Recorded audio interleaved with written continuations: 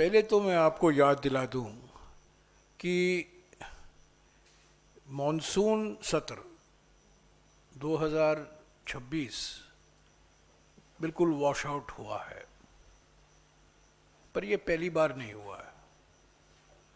ठीक 11 साल पहले 2015 में मॉनसून सत्र वॉश आउट हुआ था और कारण 2015 में व्यापम घोटाला। व्यापम घोटाले के मुद्दे पर मॉनसून सत्र बिल्कुल सफाया हो गया था और ठीक 11 साल बाद छात्रों से जुड़ा हुआ, युवकों से जुड़ा हुआ मामला, उसी मामले एक तरह के देखा जाए 2026 में भी व्यापम जैसा घोटाला हुआ है नीट को लेकर। तो 11 साल पहले व्यापम और इस साल नीट, तो इसी मुद्दे पर यह मॉनसून सत्र का वॉश आउट हुआ है। तो 11 साल में कुछ बदला नहीं है। अधिनियम बनाए गए हैं, वादे किए गए हैं, अभी रील बन रहे हैं। प्रधानमंत्री देश को आधी रात में संबोधित कर रहे हैं। 11 साल में कुछ तो बदलाव आया है, पर मुद्दे वही रहे हैं। 11 साल पहले व्यापम और इस साल नीट और एनटीए की खामियां। दूसरी बात जो मैं कहना चाहता हूं कि विपक्ष की ओर से, जैसा कि गौरव ने जी कहा, कि एकता और एकजुटता साफ दिखाई गई। ठीक 18 दिन के लिए रोज सुबह, लगातार 18 दिन रोज सुबह एलओपी राज्यसभा और कांग्रेस अध्यक्ष के कमरे में, पार्लियामेंट में, सभी विपक्ष के फ्लोर लीडर की बैठक हुआ करती थी। हम उस दिन की रणनीति तय करते थे और 18 दिन तक लगातार हम उसी रास्ते पर चले जिस रास्ते को हमने उसी दिन 10 बजे को तय किया था। पहली बार मैं समझता हूं कि 18 दिन लगातार हमारी इतनी बैठक हुई है और इसका नतीजा आपको देखने को मिला है। हमारी ओर से मैं समझता हूं 5 बड़ी उपलब्धियां हैं इस मॉनसून सत्र को लेकर। पहली उपलब्धि ये रही है कि एक राष्ट्र एक चुनाव विधेयक जो सरकार इस सत्र में लाना चाहती थी, वो शीतकालीन सत्र तक टल गया है। वो समिति का रिपोर्ट, अभी जेपीसी का रिपोर्ट नहीं आया है। हालांकि इस सेशन में उस जेपीसी का रिपोर्ट आने की गुंजाइश थी, वो नहीं हुआ। हमने कई सवाल उठाए और ये रिपोर्ट अभी शीतकालीन सेशन में पेश होगा। तो हमारी ओर से मैं समझता हूँ ये पहली सफलता है। वन नेशन वन इलेक्शन विधेयक इस सेशन में नहीं आया। दूसरी बड़ी सफलता है विकसित भारत शिक्षा अधिष्ठान विधेयक, वीबीएसए विधेयक, जो सारे विश्वविद्यालयों का भयंकर केंद्रीयकरण करने का एक विधेयक है। वो भी एक जॉइंट कमेटी को भेजा गया था। वो जॉइंट कमेटी अपनी रिपोर्ट पेश करने वाली थी। हमने कई सवाल उठाए, कई आपत्तियां अपनी जताई और खुशी की बात है कि वो रिपोर्ट भी टल गया और शीतकालीन सत्र तक उसको टाल दिया गया है और इस सेशन में वो वीबीएसए विकसित भारत शिक्षा अधिष्ठान विधेयक नहीं आया। तो हमारे लिए मैं समझता हूं एक जीत का विषय है। तीसरा जो विधेयक आने वाला था, जिसका रिपोर्ट तैयार किया गया था जेपीसी का, वो बर्खास्तगी विधेयक, संविधान संशोधन 130वां संविधान संशोधन विधेयक, ऑटोमेटिक बर्खास्तगी मंत्रियों की, मुख्यमंत्रियों की, प्रधानमंत्रियों की, मैंने इसको डिसमिसल बिल कहा है, ये बर्खास्तगी, ऑटोमेटिक बर्खास्तगी विधेयक है। ये रिपोर्ट तय किया गया था, क्लॉज बाय क्लॉज चर्चा हो रही थी, पर उस बैठक के बीच में ही कहा गया कि ये रिपोर्ट इस सेशन में नहीं आएगा, अगले सेशन में लाया जाएगा, यानी कि नवंबर के सेशन में लाया जाएगा। तो ये तो सरकार की ओर से सर्वदलीय बैठक में कहा गया था कि ये इस सेशन में आएगा, पर मैं समझता हूँ हमारे सामूहिक दबाव के कारण ये ऑटोमेटिक बर्खास्तगी संविधान संशोधन विधेयक 130वां ये इस सेशन में नहीं आया, अगले सेशन में तक पोस्टपोन किया गया है। चौथा, मैं समझता हूं एफसीआरए बिल, एफसीआरए संशोधन विधेयक, जो बार बार गृह मंत्री ऑफ द रिकॉर्ड ब्रीफिंग करते थे अपने कमरे में बैठकर कि अब आने वाला है। बड़ी खेती चल रही थी मीडिया में पिछले 10 दिनों से कि बस एफसीआरए आने वाला है। गृह मंत्री बिल्कुल अडिग हैं, अटल हैं कि एफसीआरए बिल आएगा। एक अमेरिका के उपराष्ट्रपति का फोन आया और उसका नतीजा आपको देखने को मिला है। हमारा दबाव भी था, कई संस्थाओं का दबाव भी था, पर जरूर अमेरिका के उपराष्ट्रपति, मैं आपको बता दूं, हमेशा जब ऐसे कोई बातचीत होते हैं हमारे प्रधानमंत्री और कोई विदेशी नेता से, तो हमारे ओर से और उस देश के ओर से एक बयान आता है। पहली बार ऐसा हुआ है कि सिर्फ हमारे प्रधानमंत्री के ओर से बयान आया है, अमेरिका के उपराष्ट्रपति की ओर से कोई बयान अब तक नहीं आया है। पर इस बात तो सब लोग जानते हैं कि अमेरिका भी नाखुश था इस एफसीआरए बिल से, पर मैं उसको इतना महत्व नहीं देता हूं जितना कि मैं महत्व देता हूं विपक्ष पार्टियों की एकता का। संस्थाओं, कई संस्थाएं, नागरिक संस्थाएं, सिविल सोसाइटी संस्थाएं, नागालैंड के मुख्यमंत्री, मेघालय के मुख्यमंत्री, मिजोरम के मुख्यमंत्री और कई राज्यों में नेता, सभी लोगों ने चिंता जताई कि ये लोकतंत्र पर एक हमला है। मीडिया में इसका चर्चा हुआ और खेती के बावजूद, समाचार खेती के बावजूद एफसीआरए बिल जेपीसी को भेजा गया। ये एक सही कदम था। हालांकि हमारी मांग थी कि इस बिल को पूरी तरीके से वापस लिया जाए और एक बार फिर पेश किया जाए ताकि वो बिल जेपीसी को जा सके। वो नहीं हुआ। जो जेपीसी बिल पहले 4 महीने पहले पेश किया गया था, वही बिल जेपीसी को गया है। फिर भी वो एक सही कदम है, हम मानते हैं।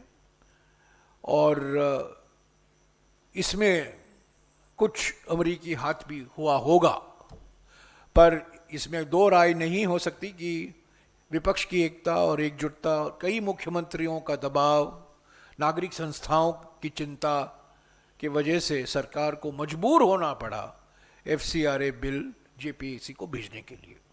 तो ये 4 बड़ी उपलब्धियां हैं। वन नेशन वन इलेक्शन इस सेशन में नहीं आया, वीबीएसए विधेयक इस सेशन में नहीं आया, टल गया। ऑटोमेटिक बर्खास्तगी विधेयक नहीं आया इस सेशन में, टल गया। और एफसीआरए बिल जेपीसी को गया है। पर एक 5वां उपलब्धि भी है। ये कलंकित 2/3 बहुमत के लिए इतने उत्सुक थे। पार्टियों को तोड़ा, टीएमसी को तोड़ा, शिवसेना को तोड़ा और कई पार्टियों को तोड़ने में लगे हुए थे ताकि उनको एक कलंकित 2/3 बहुमत मिल जाए, ताकि परिसीमन को लेकर जो संविधान संशोधक विधेयक है उसको पारित किया जाए। आप जानते हैं इस पर भी बड़ी समाचार खेती रोज हुआ करती थी। कई लोग मीडिया में छापते थे, प्रचार होता था टेलीविजन पर, बस अब आने वाला है, अब बस आंकड़े मिल गए हैं, 240 हो गए हैं, 250 हो गए हैं, 260 पहुंच गए हैं।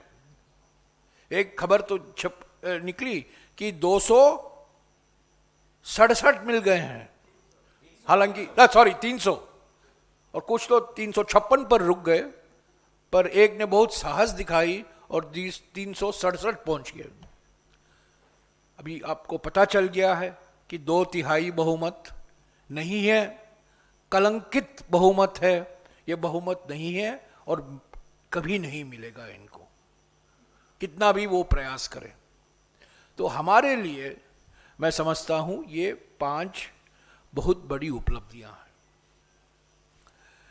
पर 2 चिंताएं भी हैं जिसका जिक्र अभी गौरव जी ने किया, कि 2 ऐसे विधेयक हमने पारित किया बिना चर्चा का, लोकसभा में और राज्यसभा में। हम भी मजबूर हुए।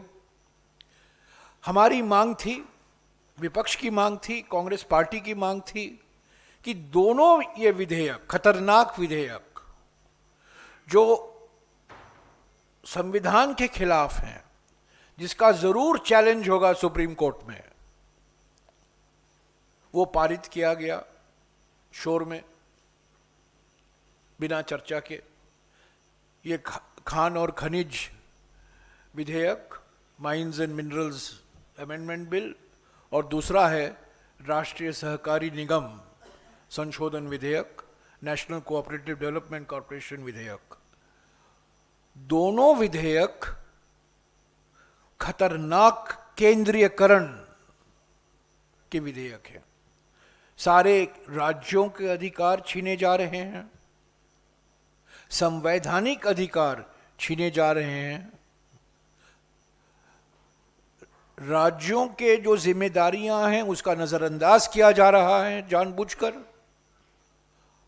और खान और खनिज में और सहकारी संस्थाओं में केंद्र सरकार की भूमिका को और बढ़ावा दिया जा रहा है। इन दोनों क्षेत्रों में केंद्र की भूमिका होती है और राज्यों की भूमिका भी होती है। पर इस 2 विधेयकों के कारण आप देखेंगे कि जब ये गेजेट होगा, नोटिफाई होगा, राज्य सरकारों के अधिकार कम हो जाएंगे और केंद्र सरकार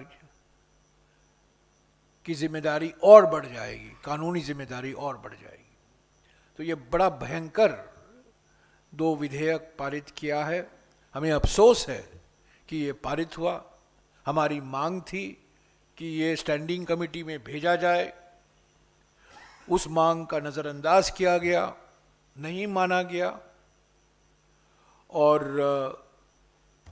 हम देख रहे हैं।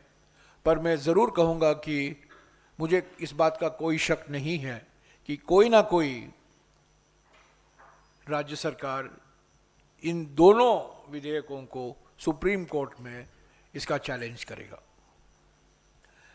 एक विधेयक था जो हमारी मांग थी कि वो स्टैंडिंग कमेटी को भेजा जाए।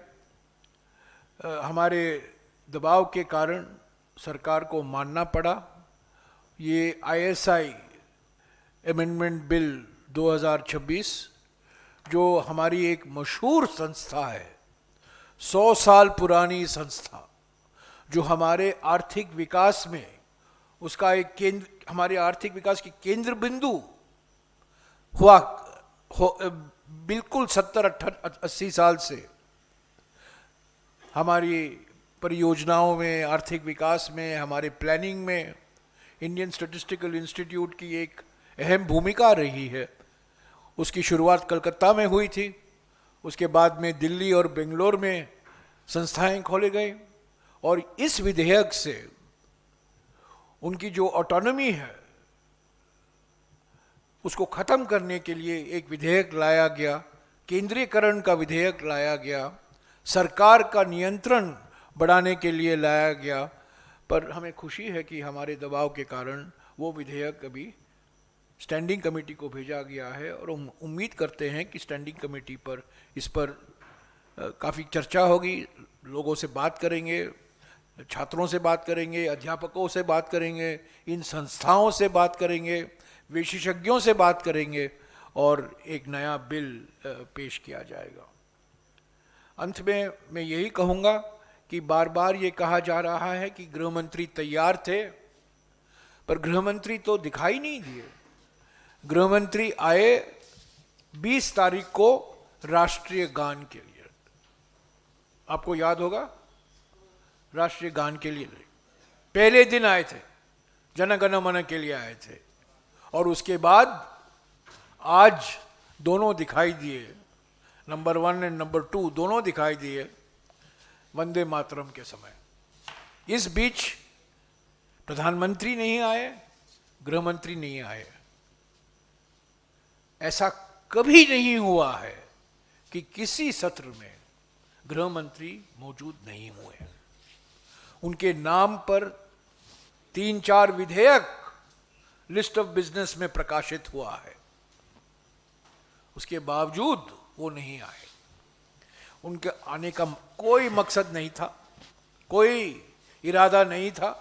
अपने कमरे में आते थे, समाचार की खेती करते थे, भूमि बड़ी उपजाऊ भूमि है, वो खेती करते थे, और बस दुनिया को ये संदेशा दे रहे थे कि मैं तैयार हूं, पर विपक्ष तैयार नहीं है सुनने के लिए। अगर उनकी नीयत साफ होती, जब चर्चा हुआ पेपर लीक पर, अधिनियम संशोधन पर, वो आते, वो मौजूद होते, अपना चेहरा दिखाते, पर ऐसा नहीं हुआ। तो साथियों, ये मॉनसून सत्र हमारे लिए कुछ खुशी का कारण भी है। मैंने आपको कारण गिनाए हैं, 5 कारण हैं। कुछ नुकसान भी हुआ है हमें, इन 2 बिना चर्चा के जो 2 विधेयक पारित किए गए हैं। और चिंता का जो हमारी लोकतंत्र के लिए है कि जिस तरीके से प्रधानमंत्री और गृहमंत्री ने लोकसभा और राज्यसभा में नहीं आए, उन्होंने एक तरह से कह सकते हैं कि उन्होंने बॉयकॉट किया। हम चाहते थे, हमारी मांग थी, प्रधानमंत्री आए और कुछ बयान दें। 5 फरवरी 2020 को, मैं आपको डेट याद दिला देता हूँ, फरवरी 5, 2020 प्रधानमंत्री ने एक लंबे भाषण में लोकसभा में बड़े गर्व से कहा और श्रेय लिया कि उन्होंने एक ट्रस्ट का गठन किया है अयोध्या में, और उस ट्रस्ट को लेकर कुछ सवाल उठ रहे हैं, और हमें कहा गया कि ये तो राज्य का विषय है, इस पर पार्लियामेंट में कैसे चर्चा हो सकता है। तो हमने कहा, अगर ये राज्यों का विषय है, कि प्रधानमंत्री ने क्यों बयान दिया लोकसभा में, क्यों श्रेय लिया इस ट्रस्ट के गठन के लिए। तो एक ही कारण है इस सेशन के वॉशआउट के लिए, एकमात्र कारण है, वो है प्रधानमंत्री का नहीं आना, गृहमंत्री का नहीं आना। और हम उम्मीद करते हैं कि 3 महीने बाद जब हम फिर से शीतकालीन सेशन के लिए मिलेंगे, तब गृहमंत्री और प्रधानमंत्री दोनों दिखाई देंगे। शुक्रिया।